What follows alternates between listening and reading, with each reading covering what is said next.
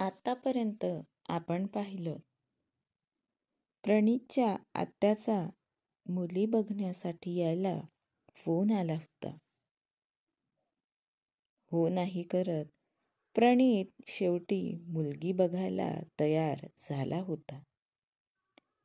लीलाबाई, प्रणीत, मीनाक्षी आणि ममता मुलगी बघण्यासाठी निघाले होते. पाहूया पुढे दुसऱ्याची बायको भाग 11. शहरापासून 2 तासांच्या अंतरावर प्रणीतच्या आत्याचं गाव होतं.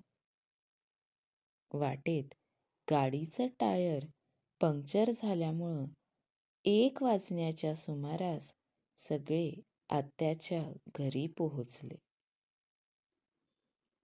लीला वहिनी, किती उशीर केला? आणि श्यामभाऊ नाही आले का? लीलाबाई गाडीतून उतरत नाही तोच आत्याबाई म्हणाल्या.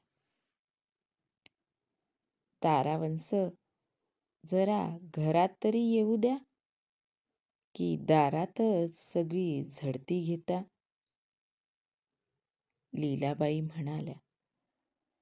सगळेजण गाडीतून उतरून घरात गेले. ताराबाईंनी सर्वांना पाणी दिलं. तुम्ही सगळेजण फ्रेश व्हा, मी तोपर्यंत चहा ठेवते.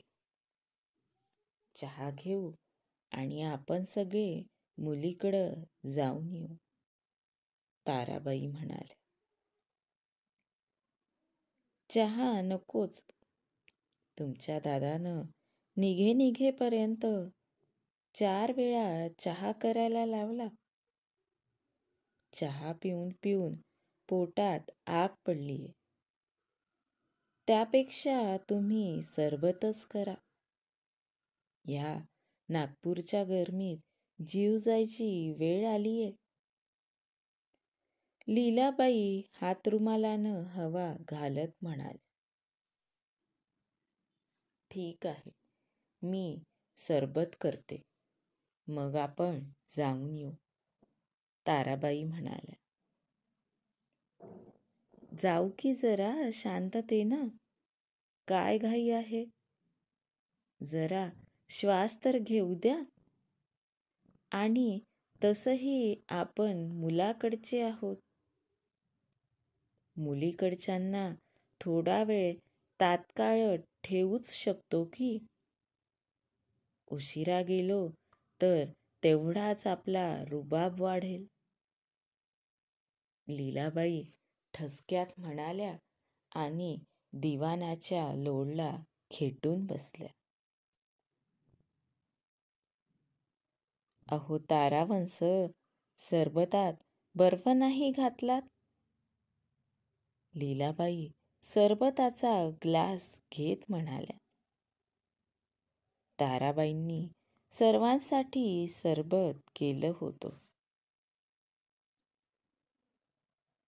मी एकटीच असते ना घरात, बर्फाचं काही काम पडत नाही, म्हणून मग बर्फ लावला नाहीये, ताराबाई म्हणाल्या. कसं वाटतं ते बिना बर्फाचं सरबत? मला तर बाई मुळीच आवडत नाही, लीलाबाई नाक मुरडत म्हणाल्या. चांगलं तर लागतंय की. आणि मला सांग, तू कधी सरबत करतेस घरात? प्रणीत म्हणाला. गप रे, तुझ्यासमोर केलं म्हणजेच केलं असं असतं का? लीलाबाई प्रणीतला म्हणाल्या. म्हणजे आई, तू घरात कोणी नसताना एकटी एकटी सरबत करून पितेस? ममता म्हणाली. तुझ्या जिभेला काही हाड? अगं माझेच लेकरं आहात ना, लीलाबाई चिडून म्हणाल्या. तितक्यात ताराबाईंचा फोन वाजला. लीला वहिनी, मुलीच्या मामांचा फोन आला होता. तिकडं सगळेजण आपली वाट बघत आहे. ताराबाई फोन वाजला म्हणून व्हरांड्यात गेल्या होत्या. फोनवर बोलून त्या आत आल्या आणि लीलाबाईंना फोनबद्दल सांगू लागल्या. हो का? तुम्ही काय उत्तर दिलत मग? लीलाबाई म्हणाल्या. म्हटलं, पाहुणे आत्ताच इकडं पोहोचलेत. थोडं फ्रेश होऊन येतो थोड्या वेळात. ताराबाई म्हणाल्या. ठीक आहे, जाऊया थोड्या वेळात. मी जरा साडी बदलून येते. लीलाबाई म्हणाल्या आणि आतल्या खोलीत गेल्या. त्यांनी ठेवणीतली भरजरी साडी सोबत आणली होती. ती साडी नेसून आणि होते तेवढे सोन्याचे दागिने घालून त्या बाहेर आल्या. आई, आपण मुलगी बघायला जातोय, लग्नाला नाही. मीनाक्षी त्यांच्याकडं पाहून अक्षरशः ओरडलीच. मग काय झालं? आपला रुबाब दाखवावा लागत असतो.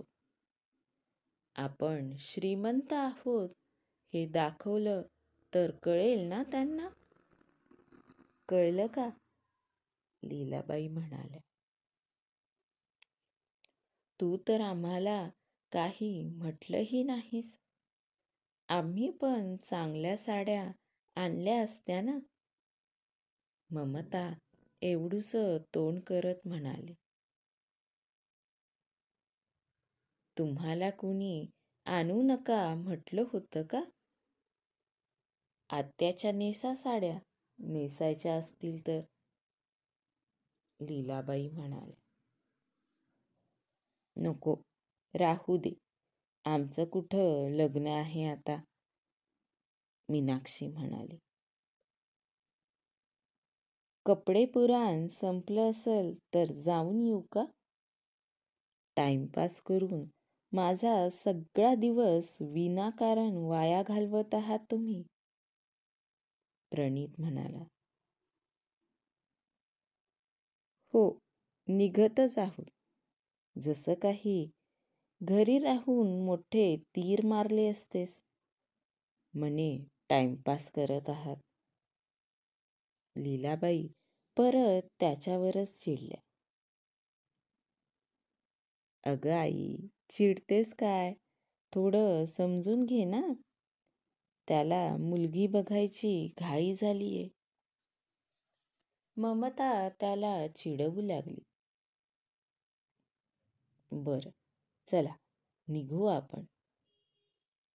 ताराबाई म्हणाल्या आणि सगळेजण गाडीत बसून मुलीच्या घरी जायला निघाले. गाडीत सगळ्यांच्या गप्पा सुरू होत्या. पण तारावंश, तुम्ही मुलीचा फोटोही नाही दाखवला. लीलाबाई म्हणाल्या. तिच्या मामांनी तिचा फोटो दिला नाही. असा दाखवण्यासाठी फोटो वगैरे काढलेला नाहीये म्हणत होते. ताराबाई म्हणाल्या. कमाल आहे नाही? आजकाल मुलींना किती हौस असते. वेगवेगळ्या साड्या नेसून, ड्रेस घालून फोटो काढायची. त्या मुलीनं फोटो काढले नाही म्हणजे नवलच. ममता म्हणाली. सगळ्या मुली सारख्याच असतात का? साधी आहे ती फार. मामा मामींकडं लहानाची मोठी झालीये. आणि कसं असतं, एखाद्याला दिखावा करायची हौसच असते. तिला तशी हौस नाहीये. ताराबाईंनी बोलता बोलता लीलाबाईंना बरोबर टोमणा मारला. दिखावा नाही हो, काही लोकांजवळ असतं म्हणून ते दाखवतात. आता ज्याच्याजवळ नसेलच तो कसा दाखवणार? लीलाबाईंनी तो टोमणा जणू साभार परत केला. असलं म्हणून दाखवायचंच का? असेही काही लोक असतील ना, ज्यांना आपल्या गोष्टींचं प्रदर्शन केलेलं आवडत नसेल. ताराबाई म्हणाल्या, तुम्ही काय प्रदर्शन करणार? इन मीन 2 मुलं तुम्हाला, तेही नोकरीसाठी परगावी राहायला. तुमचा नवरा देवाघरी गेलाय.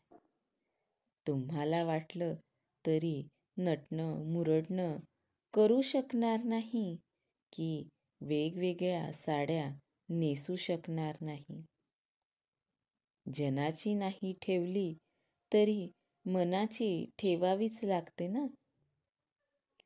लीलाबाई गळ्यातलं मंगळसूत्र नीट करत असंबद्ध बोलत होत्या.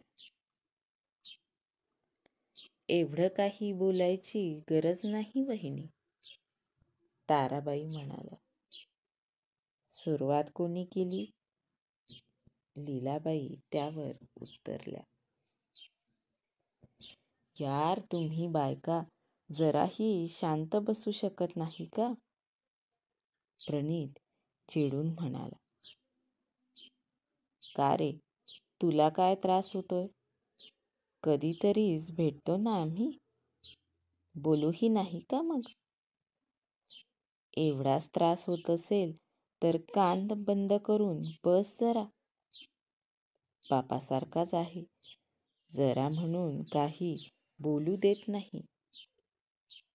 लीलाबाई म्हणाल्या. चुकलंच माझं, तुझ्यासमोर काही बोलायलाच नाही पाहिजे, प्रणीत म्हणाला. आता कळलं ना, मग शांत बस, लीलाबाई म्हणाल्या. आत्या, पण मुलीचा फोटो हवा होता. म्हणजे कसं फोटोवरून कल्पना आली असती की बघायला गेल्यावर गोष्ट पुढे न्यायची की नाही ते. मीनाक्षी ताराबाईंना म्हणाली. मला तर कुणी काही सांगतही नाही. मुलगी शिकलेली तरी आहे का? ममतानं वेगळा सूर काढला. हो ग, अशिक्षित मुलीचं स्थळ आणेल का मी माझ्या भावाच्या मुलासाठी?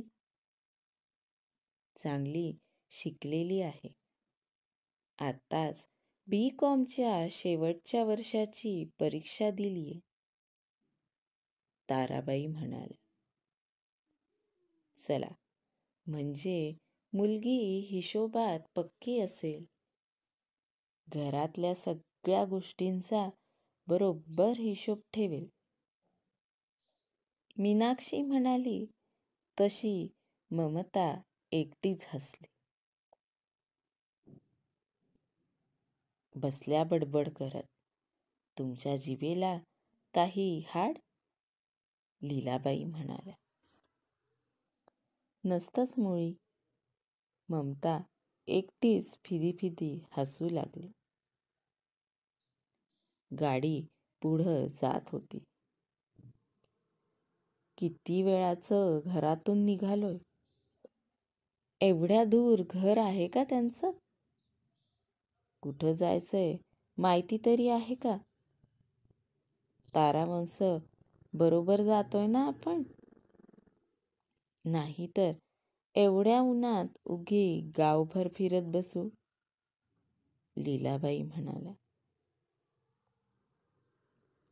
हो, बरोबर जातोय.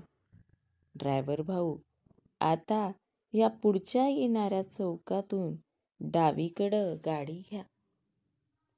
पुढं गेले की मी सांगतेच अजून.